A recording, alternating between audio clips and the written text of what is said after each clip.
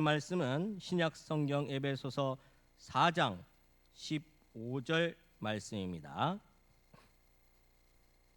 신약 성경 314쪽 에베소서 4장 15절 말씀 우리 함께 봉독하도록 하겠습니다.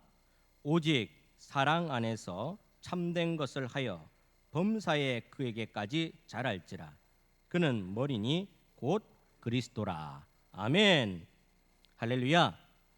우리 모두 영적으로 성장하는 주의 백성 되기를 간절히 소망합니다. 지난 시간에 영적 성장을 위한 10가지 성장 원리 중에 4가지를 살펴보았습니다. 사실 설교를 하고 듣고 또 매체를 통해서 많이 접하긴 하지만 돌아서면 설교 내용을 잊어버리는 게 다반사입니다. 그만큼 우리 살림살이가 녹록치 못하고 바쁨 때문에 잊어버릴 때가 많습니다. 하지만 이 마음 속에는 그 주님을 향한 중심만은 간절할 줄 믿습니다.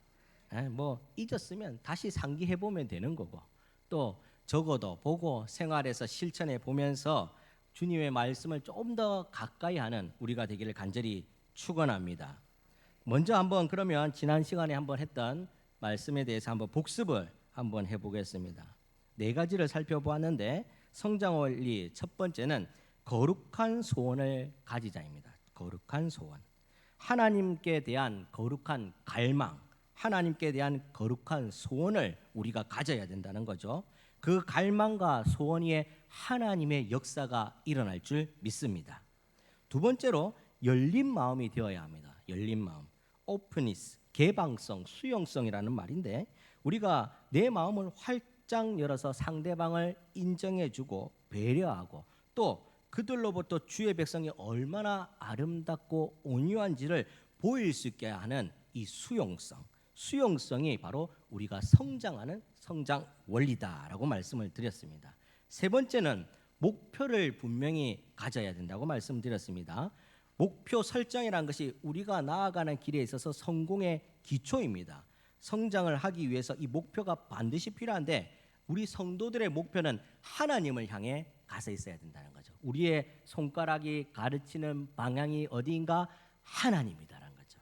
그래서 우리 모든 성도들은 그 목표가 한 가지밖에 없다는 겁니다. 하나님을 향해서 가르치고 있다는 겁니다. 이 목표가 분명해야지 성장할 수가 있습니다. 네 번째는 건전한 자화상을 가져야 한다고 말씀드렸습니다. 영적 성장에 있어서 이 건전한 자화상은 속사람의 성장을 말합니다.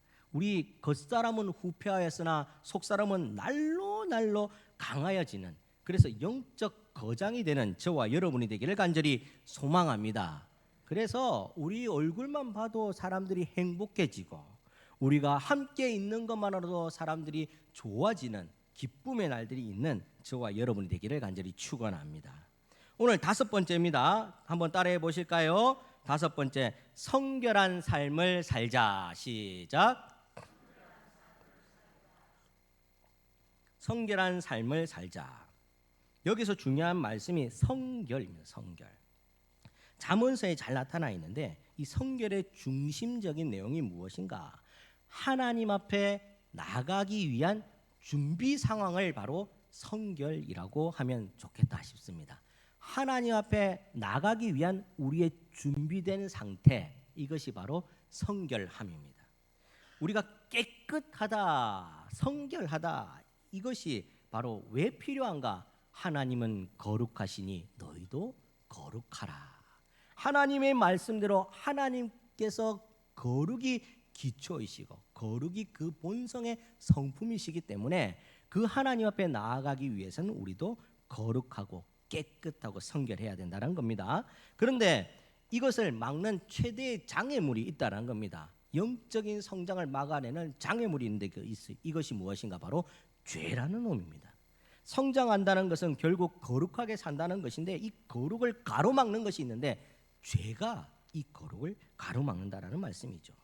그래서 하나님께서는 이스라엘 백성들이 가나안 땅에서 전쟁을 하면서 그 가나안 땅을 정복해 나갈 때에 이 가나안 사람들과 섞이지 말라고 아예 그냥 가나안의 모든 것들을 멸절시켜라라고 말씀하셨습니다. 거룩하여지려면, 깨끗하여지려면 죄와 섞이면 안 된다는 거죠. 그러니 이 죄를 아예 차단해 버려라 라고 말씀을 한 겁니다. 왜 그렇습니까? 이 죄라는 것이 파급 효과가 엄청납니다. 여기서 조그만한 죄가 저기서 눈덩이처럼 불려서 사람들을, 영혼들을 갉아먹는다는 겁니다. 그러니 이 죄의 파급 효과로 인해 사람들이 병들어서 성결을 깨뜨려 버리지 않도록 하기 위해서 아예 죄를 차단하는 것이 필요하다라고 말씀합니다. 성경은 하나님이 거룩하니 너희도 거룩하라라고 명령합니다. 그러므로 우리는 우리의 거룩한 성장을 위해서 어떠한 죄든지 죄 사함에 대한 확신을 가지고 회개하고 고백하는 것이 먼저 필요합니다. 하나님 앞에 철저한 회개가 내가 성장하는 지름길이다라는 말씀이죠. 요한일서 1장 9절에 만일 우리가 우리 죄를 자백하면 저는 미쁘시고 의로우사 우리 죄를 사하시며 모든 불의에서 우리를 깨끗하게 하실 것이요. 우리가 죄를 자백하면, 회개하면 하나님께서 성결하게 만들어 주신다라는 말씀입니다. 거룩이란 죄로부터 철저한 분리를 나타냅니다. 암덩어리가 자라면 안 되기 때문에 발견하면 잘라내지 않습니까? 없애버린다는 겁니다. 죄의 덩어리를 아예 우리와 분리시켜서 거룩한 성장을 하게 만든다는 겁니다. 죄가 있으면 거룩한 성장이 불가능하기 때문입니다. 하나님께서 뜻하신 바대로 이 죄에서 떨어져 나가야 되는데, 이 죄라는 이 한자어가 보면 아니 비자에 넉사자가 붙어 있습니다.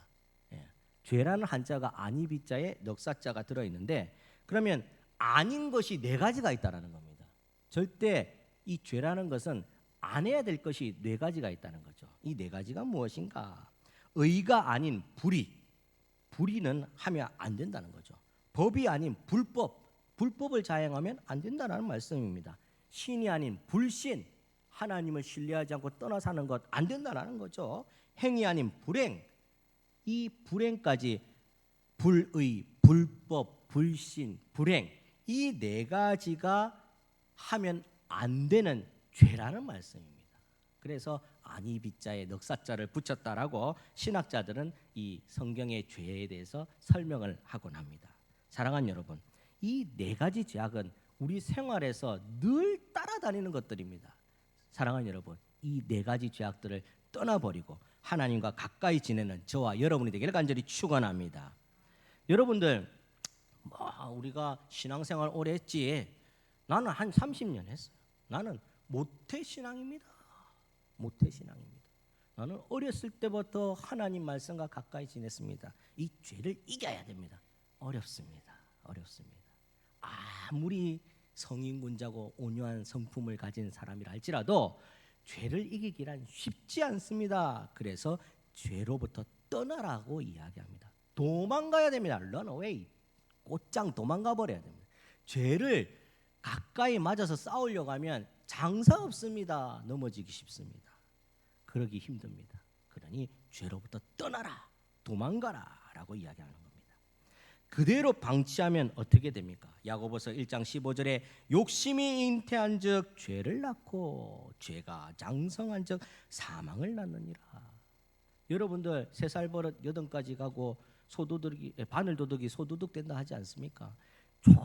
조금씩 사부작 짓는 죄가 눈덩이처럼 커져서 나를 사망의 음침한 골짜기로 자꾸 몰고 가게 되어 있습니다. 그러니 죄로부터 떠나라, 분리하라. 이것이 바로 성결이다라고 말씀합니다. 그렇다면 어떻게 이 심각한 죄로부터 떠날 수 있는가? 예수 그리스도가 답인 줄 믿으시기 바랍니다. 우리가 옛날에 이 예수님이 오시기 전에 지성소로 이 대제사장이 들어가기 위해서 여러 가지 단계를 거칩니다. 번제단에 죄를 올려야 되고 물두멍에서 씻어야 되고, 들어가서는 어떻게 됩니까? 들어가서 이 밖에서 잡은 짐승의 피를 가지고 지성소에 들어가서 뿌리지 않습니까? 대속죄일 날은 송아지도 잡고 염소도 잡고 염소에게 죄를 뒤집어 씌워서 광야로 내보내는 일도 합니다. 그런데 예수 그리스도께서 이 땅에 오심으로 말미암아 모든 이 죄악의 근원들이 예수님을 통해서 끊어지게 된다는 거예요. 그래서 휘장이 중간에서 쫙 갈라지는 역사가 일어났지 않습니까? 누구나 이제는 예수님만 믿으면 번제단의 제사를 지내지 아니하더라도, 제사장에게 부탁하지 아니하더라도 예수 그리스도로 말미암아 성결함을 입는 줄을 믿으시길 바랍니다. 그래서 예수님께 철저하게 붙들린 바 되어야 된다는 겁니다. 여러분들, 이 성결함, 내 눈에 주님께서 보이지 않으니까 잘 안 될 때가 참 많습니다. 주님께서 안 보이시니 안 할 때도 많고 못할 때도 많고 하고 싶지 않을 때도 많습니다. 그러면 주님께서 보이지 않으시면 내가 죄를 저지르면 아무도 모를 것 같습니까? 나만 알고 입 딱 다물고 있으면 아무도 모를 것 같습니까? 주님께서 불같은 눈동자로 쳐다보고 계시다는 겁니다. 여러분들, 오늘 이렇게 막 말씀을 하면 이 집사 니들으라고 하는 소리다, 박 집사 니들으라고 하는 소리다, 이렇게 하면 안 된다는 겁니다. 여기는 너가 없다는 겁니다. 나보고 하는 소리입니다. 나보고 하는 소리. 저와 여러분에게 하나님은 공히 말씀합니다. 똑같이 성결해야 된다고 합니다. 똑같이. 죄는 부지불식간에 찾아옵니다. 똑같이 성결해야 됩니다. 그러니 오늘 성결하여 성장하는 저와 여러분이 되기를 간절히 축원합니다. 6번째입니다. 헌신해야 됩니다. 헌신. 성경에서 가르치는 예수 믿는 성도들은 헌신의 원리가 있어야 됩니다. 고린도전서 4장 2절 말씀에 맡은 자의 구할 것은 충성이니라. 출애굽기 32장 29절 말씀에 헌신하면 여호와께서 복을 주신다라고 말씀합니다. 우리가 예수 믿었으면 예수 믿는 본이 있어야 된다는 말씀이죠. 헌신으로 그 본을 보이시기를 바랍니다. 자, 헌신, 희생, 생명과 같은 성장입니다. 헌신과 희생이 있으면 한 알의 미달이 땅에 떨어져 그대로 있으면 그냥 썩어져 없어지지만 그 안에서 싹을 틔우고 잎을 내고 나중에는 30배, 60배, 100배의 결실을 맺는 겁니다. 썩어져 갖고 없어지고 희생되어져서 없어지고 헌신해서 우리가 나아가면 그것을 통해서 이 아름드리 나무를 형성할 수 있고 결실의 계절을 맞이할 수 있다라는 말씀이죠. 사랑하는 여러분, 그래서 성도는 헌신이 꼭 필요합니다. 희생이 꼭 필요합니다. 나는 하면 되고 저 사람은 하면 안 되고 저 사람은 하면 되고 나는 하면 안 된다, 이런 것이 없다는 겁니다. 모든 성도는 헌신과 희생, 봉사가 있어져야 함을 믿으시길 바랍니다. 이 헌신은 자발적 동참이 필요합니다. 누군가 억지로 떠밀어서 하세요, 이것이 되기 전에 내 스스로가 하나님 앞에 감사하는 마음에 자발적 헌신이 있어야 된다라는 말씀이죠. 이렇게 말하면 그 은혜 뒤에 살포시 숨습니다. 어떻게 숨습니까? 아이고 나는 아직 믿음이 약해서 살포시 숨고, 아이고 나는 온 지 얼마 안 돼서 살포시 숨고, 나는 지난번에 엄청 많이 했으니까 살포시 숨고,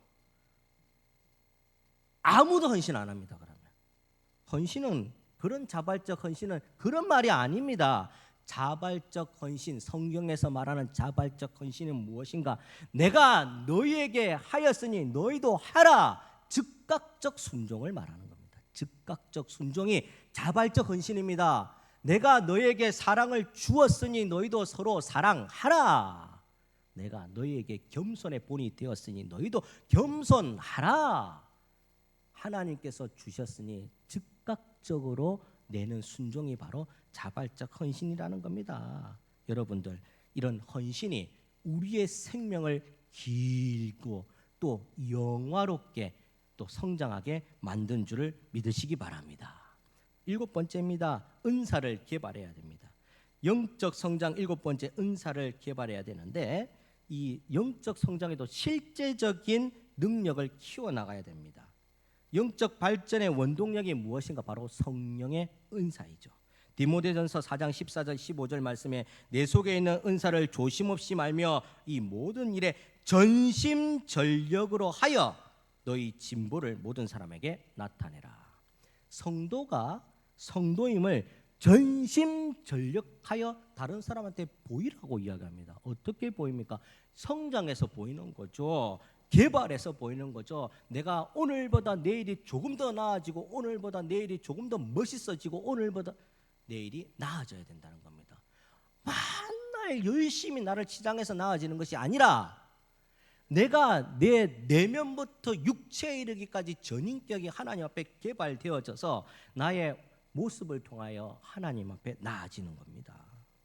여러분들, 은사로 일해야지 지속적으로 성장할 수가 있습니다. 은사가 무엇입니까? 예수 그리스도의 은혜로 구원함을 받은 그 은혜가 은사입니다.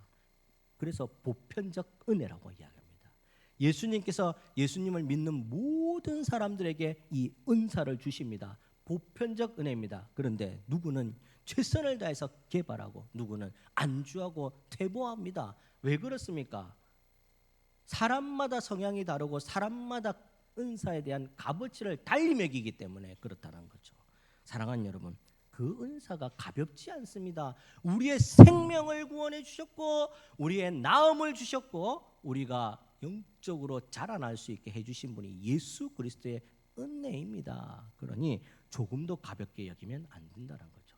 은사를 개발하면 자꾸 꺼내어 봐야 됩니다. 여러분들 옛날 앨범들 꺼내어보고 와 웃고 옛날 앨범들 꺼내보고 막 울고 옛날 앨범들 꺼내보면 막 좋아하지 않습니까? 왜 그렇습니까? 그 옛날 앨범 안에는 추억이 있거든요. 추억이. 그러니 어렸을 때 내가 자랐던 모습들이나 친구들과 지냈던 모습들이나 정말 어려웠을 때 그 모습들이 그 앨범에 다 고스란히 묻어나지 않습니까? 그러니 그걸 보고 울고 웃고 떠들고 좋아하는 거 아니겠습니까? 은사, 주님께 받은 은혜를 매번 꺼내서 봐야지 나도 잘한다는 겁니다. 안 그러면 쉽사리 까먹습니다. 말씀을 들어도 다음 주 되면 무슨 말씀 지나했는지 아무것도 기억이 안 나는데 은혜도 마찬가지입니다. 꺼내서 봐야 됩니다. 주님께서 나를 건져주셨습니다. 주님께서 나를 살려주셨습니다. 주님께서 나를 천국 백성 되게 해주셨습니다. 꺼내어 보아서 자꾸 개발해야 됩니다. 그래서 하나님 앞에 영적 활동이 끊어지지 않도록 하는 저와 여러분들이 되기를 간절히 축원합니다. 이 상태가 바로 성령 충만한 상태입니다. 달리 성령 충만한 것이 아니라 내가 받은 은혜를 꺼내어 보면서 내가 새로워지는 상태, 이 상태가 성령 충만한 상태입니다. 여러분들 받은 복을 세워보아라 찬송 많이 하지 않습니까? 저도 기도할 때 받은 복을 세워보는 은혜 있게 해 주십시오라고 기도 많이 하는데 여러분들 은혜를 자꾸 세워봐야 됩니다. 그러면 이상합니다. 가지수가 자꾸 늘어납니다. 어제 세워본 은혜가 한 10가지였다면 오늘 다시 세워보면 15가지가 될 수 있습니다. 꺼내어서 세워볼 때마다 받은 은혜는 자라납니다. 받은 은혜의 가지수가 늘어납니다. 그러니 성령 충만한 은혜가 나를 성장하게 하기 위해서 받은 은혜들을 자꾸 꺼내어서 세워보는 저와 여러분이 되기를 축원합니다. 8번째입니다. 한번 따라해 보겠습니다. 시간 관리를 잘하자. 예, 이게 잘 안 됩니다. 시간 관리 잘 안 됩니다. 이거는 뭐 성향에 따라 그럴 수도 있지만 성경에서 말하는 시간 관리는 이 세상적 시간 관리가 조금은 다릅니다. 자, 성경에서 말씀하는 시간 관리가 무엇인가? 생명입니다. 생명. 성경에서 말하는 시간은 생명입니다. 왜 그런가? 자, 물질과 재능은 이 시간이 있으면 잃었다가도 찾을 수 있습니다. 시간이 있으면 내 체력을 보강해서 체력도 다시 찾을 수가 있고 이 시간이 있으면 내 잃었던 물질도 다시 벌어서 채울 수가 있습니다. 그런데 시간은 가버리면 끝입니다. 그래서 기차 떠나고 손 흔들지 말하지 않습니까? 손 흔들도 기차가 세워집니까? 출발했는데 버스야 간혹 가다가 기사님이 좋으시면 세워줍니다. 근데 기차는 발동해서 가면 끝입니다. 천국 열차 떠나면 그때 가서 땡이라는 거죠. 그러니 영적 시간 관리를 잘해야 됩니다. 에베소서 5장 16절에 세월을 아끼라. 때가 악하니라. 이 때가 악해서 종말의 때를 지금 가고 있는 겁니다. 그러면 시간, 생명인 시간 하나님 앞에 붙들고 하나님 앞에 그 시간을 잘 써야 된다는 말씀이죠. 여러분들 100m 이 세계 선수권 대회나 육상 대회를 하면 1등과 2등 차이가 불과 0.001초, 0.1초 이 차이가 별로 안 납니다. 거의 똑같이 들어옵니다. 1등이나 2등이나 차이가 없다라는 거죠. 그런데 이 세상적 시간의 차이가 봐서도 이 짧은 시간 내에 1등과 2등이 갈리는 겁니다. 영적 시간도 마찬가지입니다. 우리가 어떻게 보내느냐에 따라서 이 시간이 지나가면 끝입니다. 그러니 전도가 중요하다고 이야기합니다. 오늘 전도 시간 놓치면 내일 그 시간이 안 올 수도 있습니다. 오늘 내가 복음 전도에 대한 시간을 놓쳐버리면 그 생명이 오늘 이후로는 못 볼 수가 있습니다. 그러니 누구에게든지 이 전도의 시간은 굉장히 소중합니다. 때를 얻든지 못 얻든지 우리는 이곳에 최선을 다해서 시간을 생각해서 집중해야 된다는 거죠. 그래서 날마다 기도하고 돌아오기 바람으로 전도도 하고 전도지도 주고 또 찾아가도 뵙고 연락도 하고 사랑하는 사람들을 위해서 그렇게 애쓰는 것이 아니겠습니까? 하루 24시간 1440분입니다. 쪼개었어도 어떤 이들은 정말 허덕허덕 이 세상 속에서 살아갑니다. 그러면서 세상을 한탄할 때가 많습니다. 저는 맨날 왜 이렇게 돈에 쪼들리고 삶에 쪼들리고 시간에 쪼들리고 살아갑니까? 그런데 똑같은 24시간 1440분을 살아가는데 어떤 사람들은 주의 영광 이렇게 살아갑니다. 왜 그렇습니까? 시간을 생명으로 여기고 하나님 앞에 드리는 사람은 주님의 영광 따라 룰루랄라 행복하게 살아가지만 세상에 얽매여서 보내는 그 시간들은 죽음의 시간들을 살아가기 때문에 힘이 든 겁니다. 사랑하는 여러분, 영적으로 성장하기 위해서는 바로 이 시간 관리를 잘해야 됩니다. 자, 9번째입니다. 한번 따라해 보겠습니다. 인간관계에 성공하라. 시작. 인간관계가 잘 되어야 됩니다. 하나님께 잘하는 만큼 우리 주변에도 잘해야 된다는 말씀입니다. 자, 관계란 것은 수평적 관계, 수직적 관계가 있습니다. 수직적 관계는 하나님과 나와의 관계입니다. 그래서 하늘을 우러러 하나님 앞에 최선을 다해서 순종하며 섬기는 사람은 역시 수평적 관계를 이웃과 함께 잘 보내야 됩니다. 그래서 십자가가 되는 겁니다. 수직적 관계, 하나님과의 관계, 수평적 관계, 나와 사람과의 관계가 잘 조화를 이룰 때에 십자가의 원리가 이루어집니다. 하나님 앞에 잘하는 사람은 사람들 앞에 잘하게 되어 있다라는 말씀입니다. 하나님을 진심으로 무서워하고 존경하고 잘 섬기는 분들은 사람과의 관계도 역시 무서워하고 존경하고 잘 섬기게 되어 있다라는 말씀입니다. 그러니 내가 혹여 내 관계에서 부족함이 조금 느껴진다면 하나님의 관계를 다시 한번 재점검해 봐야 됩니다. 내가 인간관계에 있어서 성공하지 못한다면 하나님과 나와의 관계를 다시 한번 뜯어봐야 됩니다. 무엇부터 잘못됐는지 원리 원칙을 따져봐야 된다는 겁니다. 예수를 잘 믿을 때에 사람과의 관계도 잘 되어집니다. 요한 1서 4장 12절 말씀에 보면 어느 때나 하나님을 본 사람이 없으되 만일 우리가 서로 사랑하면 하나님이 우리 안에 거하시고 그의 사랑이 우리 안에 온전히 이루느니라. 하나님 눈에 보이지 않는데 어떻게 알 수 있습니까? 여러분들 간에 성도들 간에 화목과 화평과 배려와 사랑이 있으면 하나님이 눈에 보이는 것과 마찬가지다라고 말씀하는 겁니다. 오늘 우리가 사랑하는 것이 바로 하나님과의 관계라는 것을 기억하시기를 바랍니다. 자, 그러면 갈등을 없애고 이 관계가 잘 되어지려면 5가지를 잘해야 되는데 첫 번째, 용서하고 용서받아야 됩니다. 나도 용서하고 나도 잘못한 거 있으면 용서를 받아야 되는 겁니다. 용서가 창조적 질서의 원리입니다. 하나님께서 우리를 용서해 주셔서 우리가 지금 이렇게 신앙생활을 하고 있는 겁니다. 우리가 회개해서 하나님과 관계를 맺고 있는 겁니다. 용서가 신학적으로 신앙적으로 이 창조적 질서의 원리입니다. 그러니 용서하고 용서받아야 됩니다. 둘째로 남의 장점만 보려고 결심을 해야 됩니다. 이 결심 안 하면 딱 딱 보는 순간 단점이 눈에 수두룩하게 보입니다. 쟤는 키가 작고, 쟤는 얼굴이 못생겼고, 쟤는 코를 질질 흘리고 다니고, 옛날에 코 다 질질 흘리고 다녔습니다. 쟤는 지저분하고, 원래 옛날에 다 지저분했습니다. 요즘 살기가 좋아져서 깨끗하게 살려고 시장도 하고 그래서 그렇지, 옛날에 다 그래 살았다고 합니다.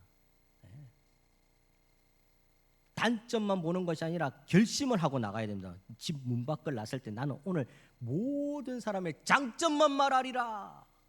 장점만 보게 해주십시오. 세 번째는 갈등의 대상을 위해서 억지로라도 중보기도해야 됩니다.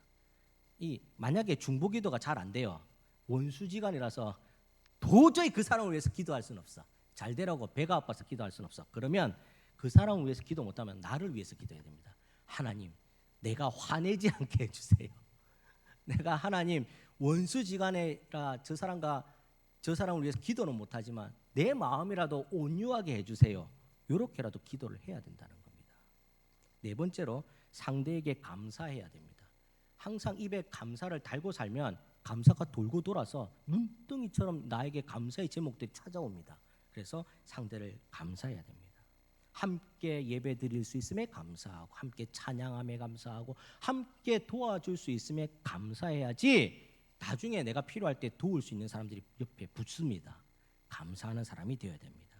마지막 다섯 번째, 공과 사를 구분해야 됩니다.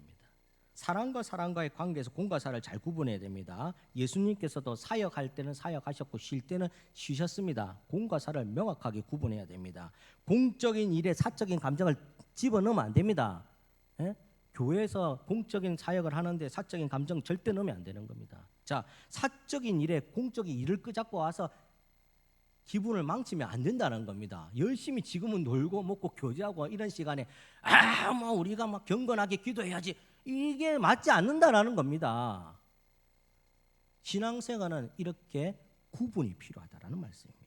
사랑하는 여러분, 이렇게 인간적인 5가지 실행을 하다 보면 하나님과의 관계, 사람과의 관계가 잘 될 수밖에 없습니다. 다 이렇게 성공하는 저와 여러분이 되기를 간절히 축원합니다. 마지막 10번째입니다. 따라해 보겠습니다. 규모 있는 삶을 살자. 시작. 영적으로 성장하는 마지막 단계는 규모 있는 삶인데, 이것이 무엇인가 하면 조화로운 삶, 균형적인 삶을 말합니다. 좌로나 우로나 치우치지 않는 삶입니다. 자, 누리호 아시죠? 누리호, 인공위성 누리호가 우리나라에서 개발해서 발사를 했습니다. 세계적으로 몇 손가락 안에 들어가는 일들입니다. 이 엄청난 기술의 개발입니다. 우주에다가 뭔가 발사해서 갖다 놨다는 거, 여러분들 공을 던지면 뚝 떨어지는데 갖다 놨다는 겁니다. 지금 하늘 위에 갖다 놨다는 겁니다. 대단한 기술의 발전입니다. 그런데 이런 발사를 할 때에 날씨가 좋지 않거나, 이런 발사할 때 뭔가 기계에 오작동이 조금이라도 있거나 뭔가 의심이 되면 계속 발사를 연기합니다. 완벽해질 때까지. 무슨 말인가 하면 이 기계를 하나 다루는 데 있어서도 총체적으로 완벽을 기해야 된다는 겁니다. 총체적으로 조화를 이루어야 된다는 겁니다. 그렇지 않으면 실패한다는 거죠. 영적으로도 균형이 맞아야 된다는 겁니다. 여러분들, 이건 잘못된 겁니다. 잘 들어보세요. 영적으로 성령 충만해야 돼. 그러니 교회에서만 살아야 돼. 이 잘못된 겁니다. 기도소에 가서 열심히 기도만 해야 돼. 아닙니다. 잘못하는 겁니다. 자, 나는 하나님 앞에 정말 하나님의 말씀에 충실해야 돼. 성경책만 파고 있는 겁니다. 안 됩니다. 교과서도 봐야죠. 학생이 성경책 지혜는 주죠.